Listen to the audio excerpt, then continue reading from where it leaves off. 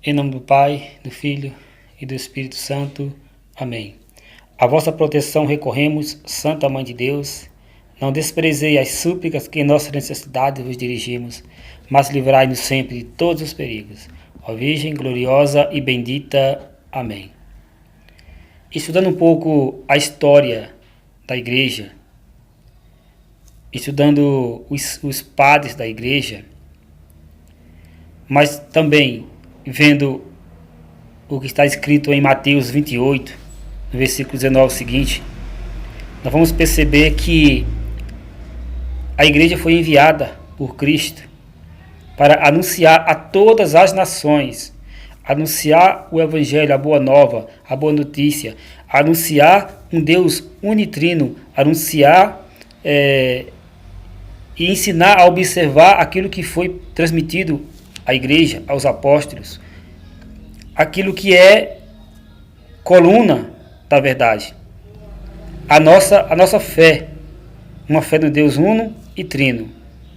Então a Igreja, a partir daí, viveu a unidade na adversidade, a unidade da fé, um único Deus, uma única fé, um só batismo, uma igreja, vivendo isso na diversidade das línguas, dos costumes, das culturas. A Igreja fielmente a Cristo sempre levou essa unidade da fé.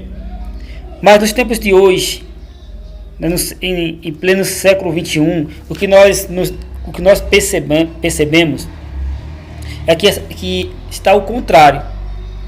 Não se vive mais a unidade da fé na diversidade de línguas, mas querem viver a diversidade de fé.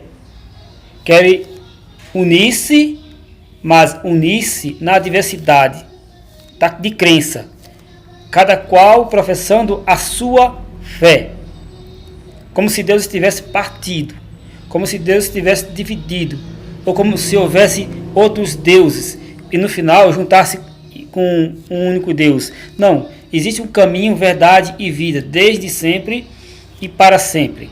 Então hoje vive uma falsa comunhão, um falso ecumenismo. Por exemplo, dizer que Martinho Lutero fez algo de bom, dizer que foi necessário o que ele fez, isso é uma ofensa ao Evangelho de Jesus Cristo. Isso é uma ofensa ao Deus único, o Deus uno e trino. Porque o que Martinho Lutero fez foi romper, ferir, rasgar a igreja, causar uma ferida na igreja. Só para lembrar que Lutero, no Concílio de Trento, foi excomungado, foi tido como herege, como cismático, como apóstata, inimigo da igreja.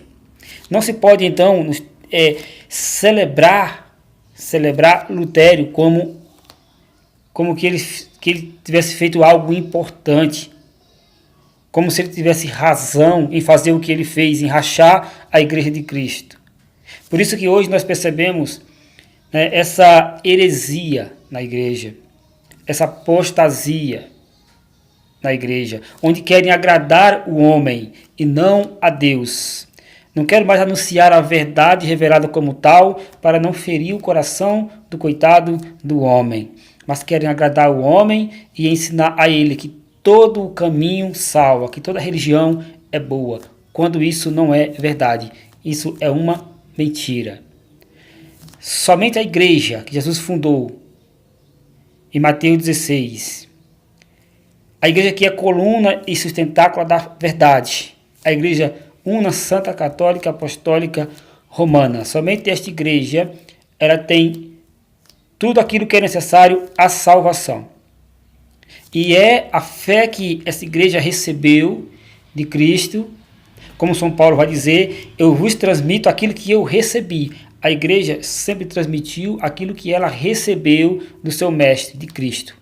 Mas nos tempos de hoje, nós percebemos, de fato, como diz o Paulo VI, que o fumo de Satanás entrou na igreja. Para quê? Para matar, roubar e destruir, causando heresias. Que Deus tenha misericórdia de nós, que nós possamos nos unir na fé. Uma única e verdadeira fé.